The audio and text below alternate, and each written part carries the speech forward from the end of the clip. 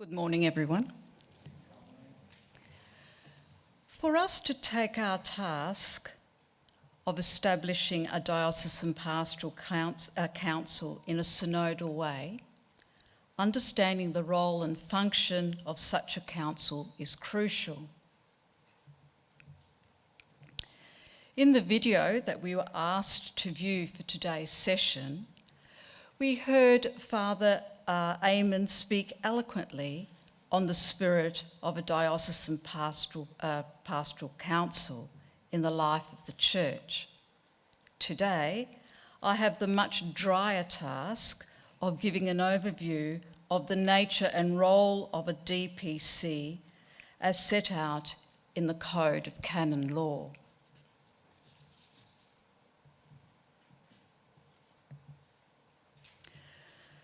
Before we go on to canon law, I'd just like to return to this quote that the Archbishop shared with us earlier. The decree on governance from the Australian Plenary Council gives us a context for the task ahead. And as we read before, it affirms that governance in the Catholic Church should be exercised in a synodal manner with the appropriate participation of all the baptised. That is the underpinning context of where we are going. As already pointed out to us, at a parish level, this will mainly involve the participation of the parish pastoral council and the parish Finance Council.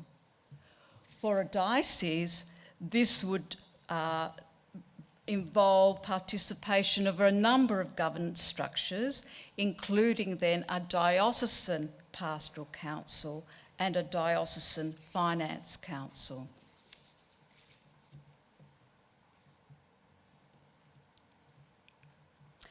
The International Theological Commission of 2018, commenting on the synodality in the life and mission of the Church, states that bringing about an effective synodal dynamic in a local church requires that the diocesan pastoral council and the parish pastoral council should work in a coordinated way. So then, what is a diocesan pastoral council?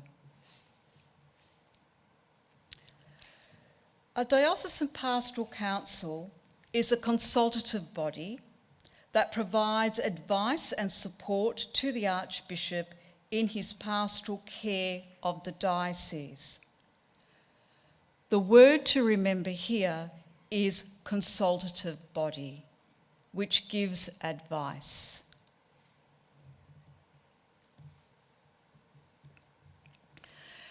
Canon 511 gives us a bird's eye view of the nature and role of the DPC. Vatican II urged dioceses to establish a DPC, as I've said, to assist the diocesan bishop in all things that pertain to pastoral works. This council is under the authority of the diocesan bishop, and he himself is the president of the council. He also establishes the statutes, which, when necessary, he is able to modify.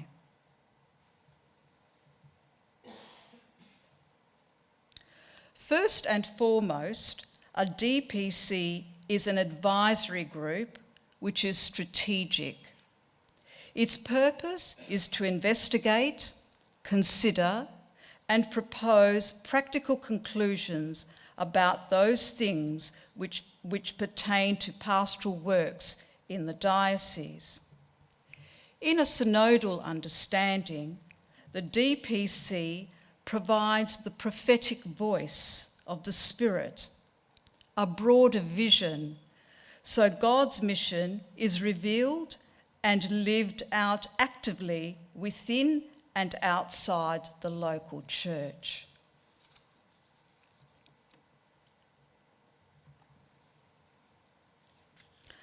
As part of the renewal of the Second Vatican Council, there was a rediscovery of the importance of collaboration between the local church, local bishops, and the laity. Canon 512 speaks of this collaboration to a degree.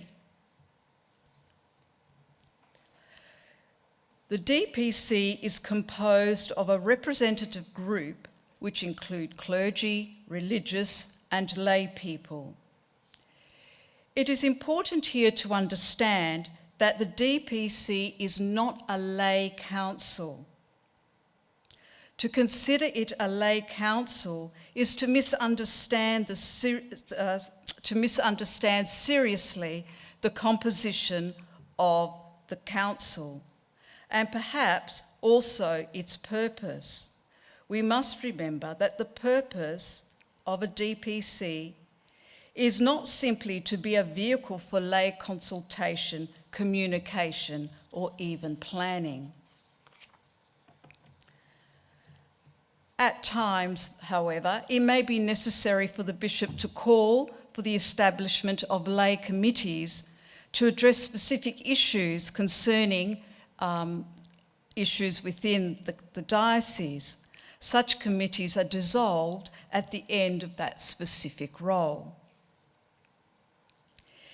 It is the bishop who determines how the members of the council are chosen. Paragraph 2 of this canon provides some guidelines.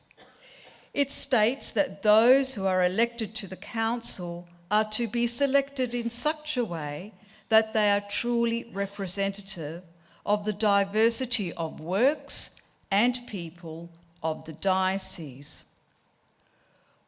For the DPC to function in a truly synodal manner, it would be important that members be capable of visionary thinking, as well as drawing on the experience and wisdom of the church on the ground.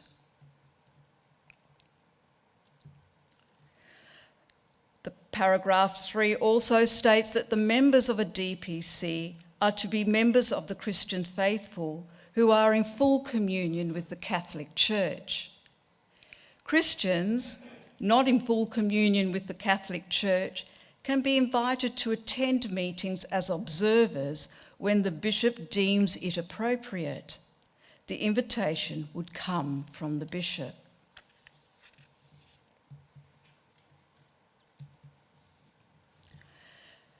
Canon 513 tells us that a DPC is constituted for a period of time according to the precepts of the statutes issued by the bishop.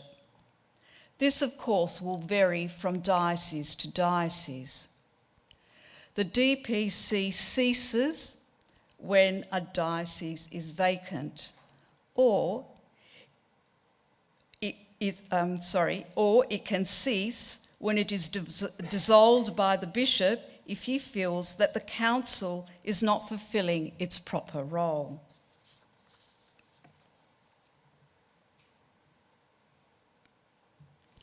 The manner of operation. Canon 514 is very important. If we are to adopt a synodal approach in establishing and sustaining a diocesan pastoral council, it is essential that we value the manner in which the council operates. The instruction sets out that that the council is a consultative in nature. This means that the council operates in a decision-recommending manner and not a deliberative or decision-implementing manner. To operate in a decision-recommending manner means that the council's task is to offer recommendations to the bishop The council is not to have power and does not have power or the responsibility to execute them. Emphasising the consultative nature of the DPC highlights the understanding that the diocesan bishop remains free to accept or not to accept the recommendations made by the council.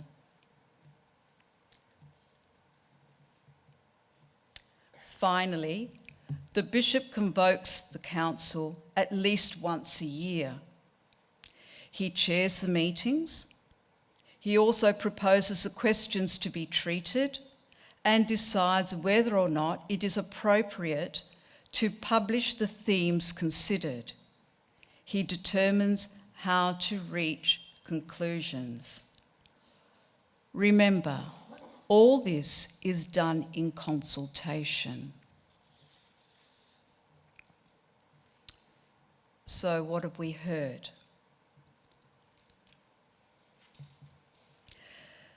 The Diocesan Pastoral Council is a body under the authority of the diocesan bishop. It provides advice and support to the diocesan bishop.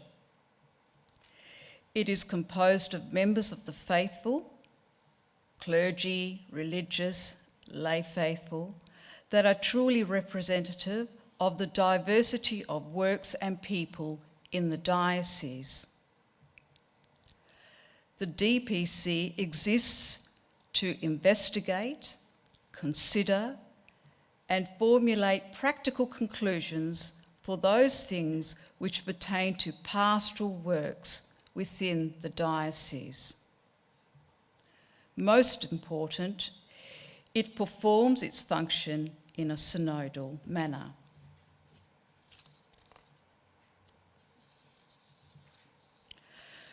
I would like to conclude with a final remark from the International Theological Commission, which says, the Diocesan Pastoral Council is proposed as the most appropriate permanent structure for implementing synodality in the local church.